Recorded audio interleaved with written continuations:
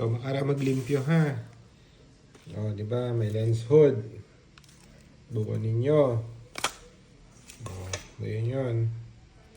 Tapos, yung brahon, which is obviously wet. Ayan. Buksan nyo. Diyos ko, ano ang daha?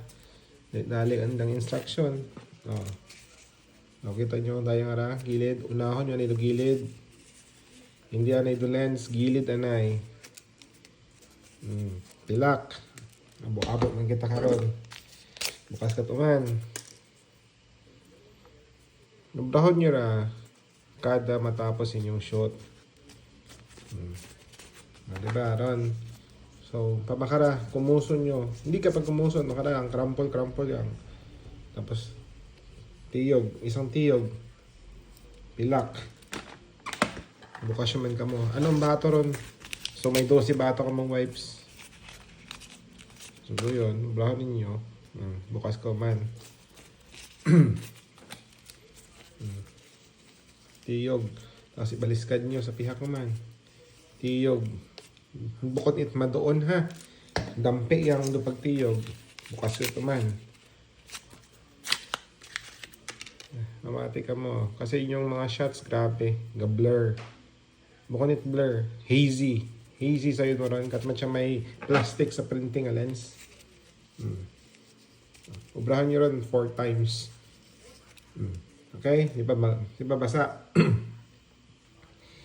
So, pag basa, buka mo tissue ng ginta ako. Tiyog. Switch man. Tiyog. Tapos switch man tiyog. Diba? Tapos, syempre, obviously, para makita nyo kung what smudge is ipasinang-sinang nyo man. Bukod at singhanong bilat na naging limpyuhan nyo ang waon na yun. So, check on nyo. Kung medyo may smudge pa, edi kapitan nyo. I-final nga retouch.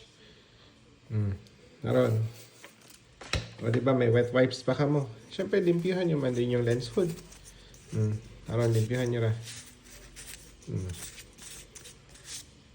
Tapos gamitin ng tissue. O diba? O malimpyo. Okay.